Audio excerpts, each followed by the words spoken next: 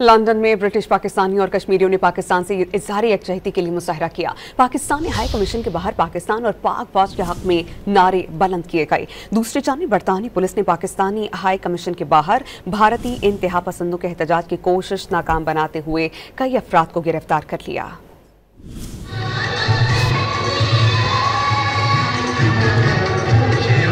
पहलगाम वाक़े के खिलाफ और पाकिस्तान से इजहार यकजहती के लिए लंदन में पाकिस्तानी हाई कमीशन के बाहर ब्रिटिश पाकिस्तानियों और कश्मीरियों ने मुजाहरा किया। पाकिस्तानी परचम उठाए हुए पुरजोश पाकिस्तानियों और कश्मीरियों ने पाकिस्तान और पाक फौज के हक में नारे बुलंद किए।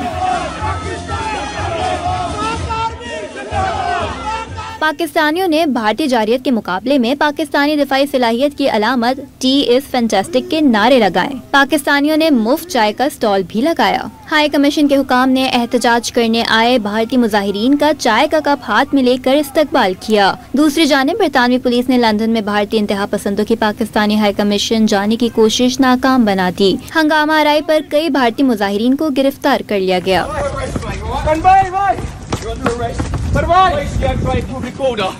Pervai!